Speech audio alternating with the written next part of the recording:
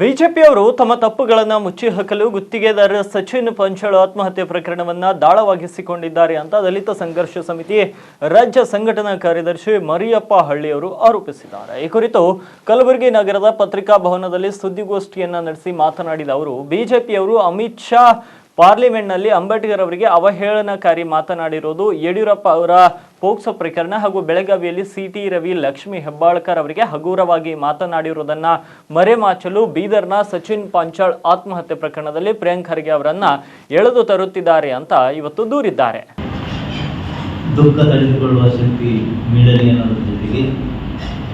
ಈಗಾಗಲೇ ಕರ್ನಾಟಕ ಸರ್ಕಾರ ತನಿಖೆಯನ್ನ ಸಿಐಡಿಗೆ ಒಪ್ಪಿಸಿರೋದ್ರಿಂದ ಆ ತನಿಖೆ ಶೀಘ್ರಗತಿಯಲ್ಲಿ ಮುಂದುವರೆದು ಕೂಡಲೇ ನಿಷ್ಪಕ್ಷಪಾತವಾದ ತನಿಖೆಯನ್ನು ಮಾಡಿ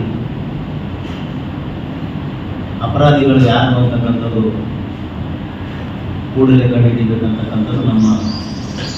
ಒತ್ತಾಯ. ಅದರ ಜೊತೆಯಲ್ಲಿ ಇವತ್ತು ನಡೀತಕ್ಕಂಥದ್ದು ಈಗಾಗಲೇ ಸುಮಾರು 8 ದಿವಸದಿಂದ ಇಡೀ ಭಾರತ ದೇಶದಲ್ಲಿ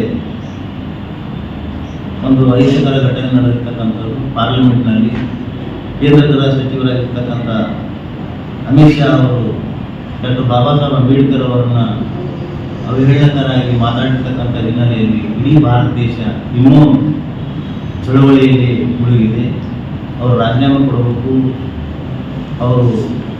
ಕ್ಷಮೆ ಯಾಚಿಸಬೇಕು ಅಂತಕ್ಕಂಥದ್ದು ಇಡೀ ದೇಶ ಒತ್ತಾಯ ಮಾಡೋದರ ಹಿನ್ನೆಲೆಯಲ್ಲಿ ಮತ್ತು ಬೆಳಗಾವಿ ಅಧಿವೇಶನದಲ್ಲಿ ಲಕ್ಷ್ಮೀ ಹೆಬ್ಬಾಳ್ಕರ್ ಅವರ ಬಗ್ಗೆ ಸಿಟಿ ರವಿ ಅವರು ಅವಹೇಳನಕಾರಾಗಿ ಮಾತಾಡಿರ್ತಕ್ಕಂಥದ್ದು ಮತ್ತು ಯಡಿಯೂರಪ್ಪನವರ ಪೋಸ್ಕೋ ಕೇಸಿನ ಬಗ್ಗೆ ಕರ್ನಾಟಕದಲ್ಲಿ ಚರ್ಚೆ ನಡೀತಕ್ಕಂಥದ್ದು, ಇವೆಲ್ಲ ಹಿನ್ನೆಲೆಗಳನ್ನು ನೋಡಿದಾಗ ಈಗಿರ್ತಕ್ಕಂಥ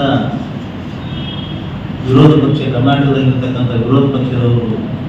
ಈ ಪ್ರಕರಣಗಳು ದೇಶದಲ್ಲಿ ಭಾಳ ದೊಡ್ಡ ಪ್ರಮಾಣದಲ್ಲಿ ನಡೀತಕ್ಕಂಥ ಹಿನ್ನೆಲೆಯಲ್ಲಿ ಈ ಪ್ರಕರಣಗಳು ತಣ್ಣಗಾಗಬೇಕು ಅನ್ನೋ ಕಾರಣಕ್ಕಾಗಿ ಸಚಿನ್ ಪಂಚಾಳ್ ಅಂತಕ್ಕಂಥ ಗುತ್ತೇದಾರರವರ ಇಸುವನ್ನು ಹಿಡ್ಕೊಂಡು ವಿನಾಕಾರಣ ಪ್ರಿಯಾಂಕ್ ಅವರ ವಿರುದ್ಧ ತಿರುಗಿ ಬಿದ್ದಿರ್ತಕ್ಕಂಥದ್ದು, ಆ ಇಸುಗಳನ್ನು ಮರೆಮಾಚುವ ಸಲುವಾಗಿ ಅಂತಕ್ಕಂಥದ್ದು ನಾವು ದಲಿತ ಸಂಘರ್ಷ ಸಮಿತಿಯವರು ಕಂಡುಕೊಂಡಿದ್ದೇವೆ.